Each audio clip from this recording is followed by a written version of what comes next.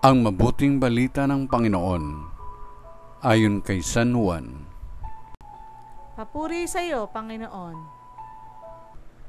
Kinagabihan ng linggo ding iyon, ang mga lagad ay nagkakatipon. Nakapinid ang mga pinto ng bahay na kanilang pinagtitipunan dahil sa takot nila sa mga Hudyo. Dumating si Jesus at tumayo sa gitna nila. "Sumainyo ang kapayapaan," sabi niya. Pagkasabi nito, ipinakita niya ang kanyang mga kamay at ang kanyang tagiliran. Tuwang-tuwa ang mga lagad nang makita ang Panginoon. Sinabi na naman ni Jesus, "Sumainyo ang kapayapaan. Kung paanong sinugo ako ng Ama, gayon din naman sinusugo ko kayo."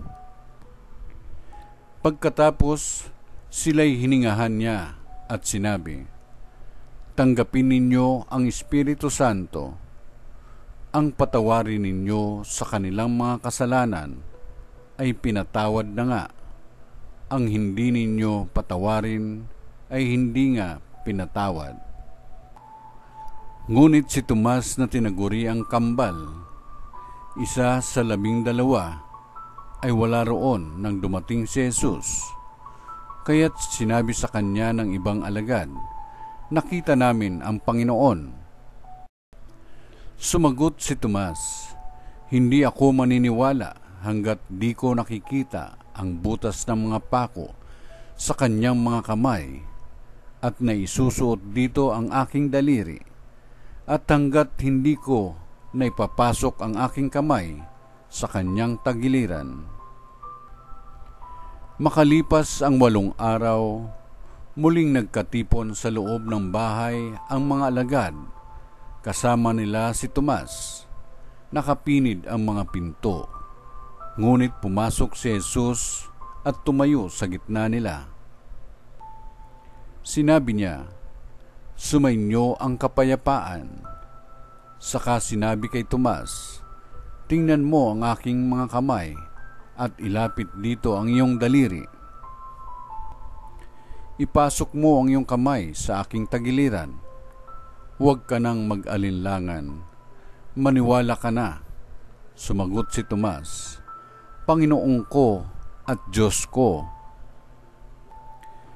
Sinabi sa kanya ni Jesus, "Naniniwala ka na ba sapagkat nakita mo ako? Mapapalad ang mga naniniwala kahit hindi nila ako nakita."